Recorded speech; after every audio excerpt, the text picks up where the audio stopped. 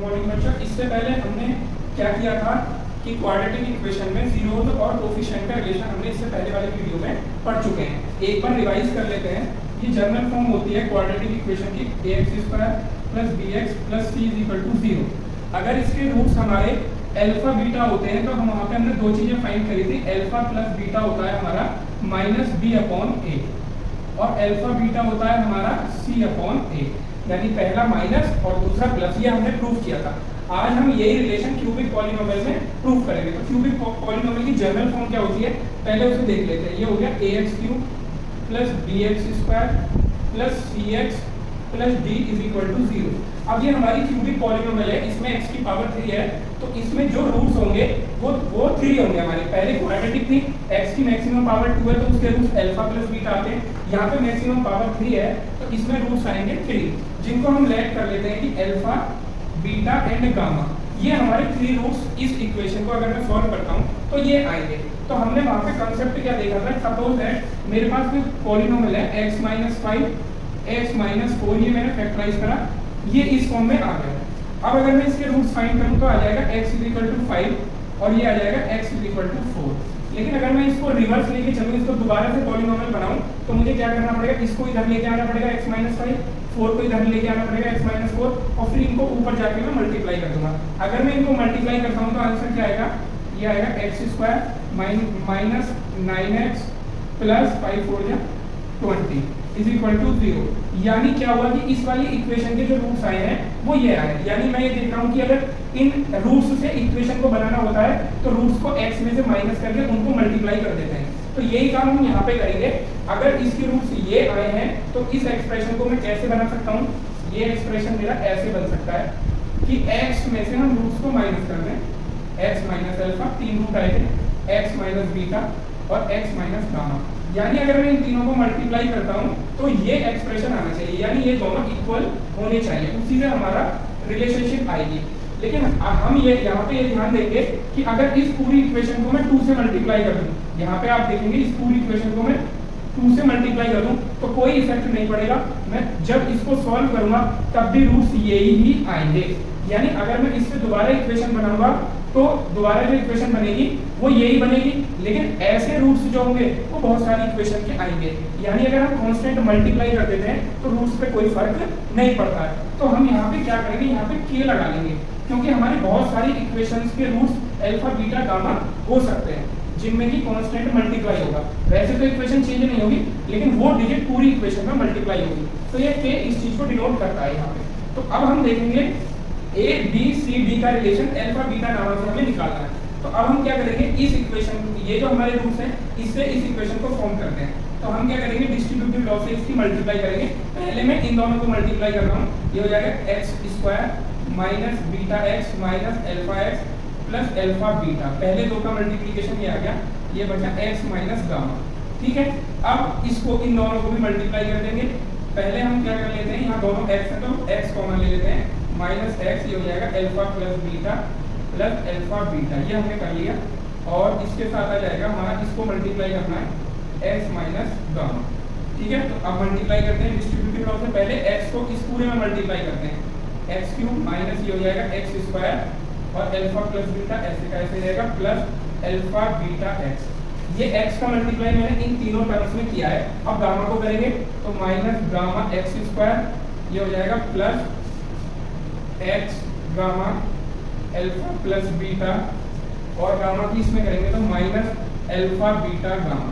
अब हम क्या करेंगे, ये मल्टीप्लिकेशन आ गया, इसको इस फॉर्म में लिखने की कोशिश करेंगे। इस फॉर्म में कैसे, सबसे पहले क्यूब का क्यूब लिखेंगे, फिर x², फिर x और फिर कांस्टेंट। तो यही चीज हम ये देखेंगे। यहाँ पे अगर मैं क्यूब देखूं तो कोई भी क्यूब नहीं है, केवल ये x³ है।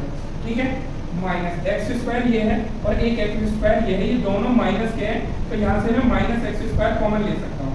-x² लेंगे, यहाँ से बचेगा अल्फा + बीटा और यहाँ से बचेगा, जब मैंने माइनस का कॉमन लिया है तो प्लस का गामा बचेगा, क्योंकि इसका माइनस में कॉमन ले चुका हूँ।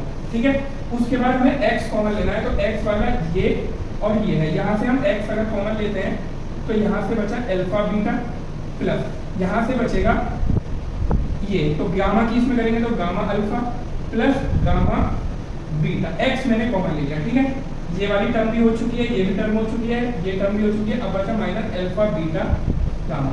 तो अब ये देखेंगे हमारी ये बिल्कुल इसके सिमिलर ये इक्वेशन हमारी बन चुकी है। अब इसको भी साइड में लिख लेते हैं ax³ plus bx² plus cx plus d।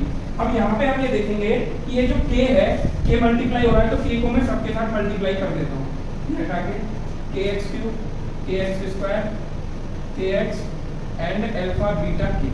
तो अब यहाँ पे देखेंगे कि x³ का जो कोफिशिएंट है वो k है। अब ये दोनों इक्वल है, इक्वल ये दोनों पॉलिनोमियल इक्वल कब होंगे, जब इनके कोफिशिएंट्स इक्वल होंगे, तभी तो इक्वल माने जाएंगे, क्योंकि x³ तो x³ के इक्वल है, लेकिन a और k इक्वल होने चाहिए, तभी तो ये हमारी इक्वेशन दोनों इक्वल आएंगे पॉलिनोमियल। तो हम यहाँ से देखेंगे जो k है वो आ गया हमारा a। अब यहाँ से हम ये देखेंगे कि जो b है वो कितना आएगा, b की जगह जितना भी सब कुछ है x² को छोड़ के वो सब b के इक्वल है। तो x² के साथ क्या क्या लिखा हुआ है, वो लिखा हुआ है minus k alpha plus beta plus gamma, ये हो गया इज इक्वल टू b। ठीक है, अब आ जाते हैं c किसके इक्वल है, x के साथ जो भी सब कुछ लिखा हुआ है x को छोड़ के। तो x को छोड़ के अगर मैं देखूं तो क्या लिखा हुआ है, k और ये सब alpha beta beta gamma gamma alpha, ये सारा जो हमारा c है। तो यानी k ब्रैकेट में alpha beta gamma plus gamma alpha is equal to ये हो गया c। और d क्या है, कांस्टेंट, यानी ये सारा d को अगर मैं लिखूंगा तो minus alpha beta gamma k is equal to आ गया हमारा d। तो अब हमें इसमें रिलेशन निकालना है।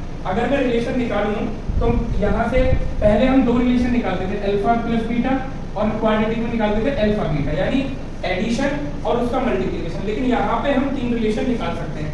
पहला रिलेशन है तीनों का एडिशन, फिर दो के पेयर के साथ एडिशन, और फिर इनका मल्टीप्लिकेशन। तो अगर मेरे को ये निकालना है alpha plus beta plus gamma, तो हम क्या करेंगे, इन दोनों इक्वेशन को डिवाइड कर देंगे, यानी इस वाली इक्वेशन को मैं इसके नीचे लिख सकता हूँ।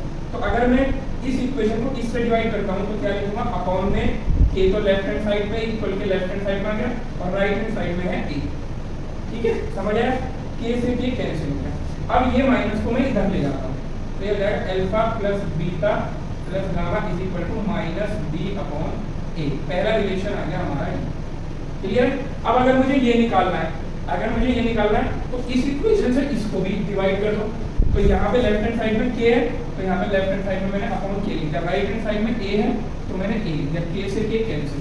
तो यहाँ पे हम ये देखेंगे alpha beta gamma plus gamma alpha is equal to आ जाएगा c अपॉन a।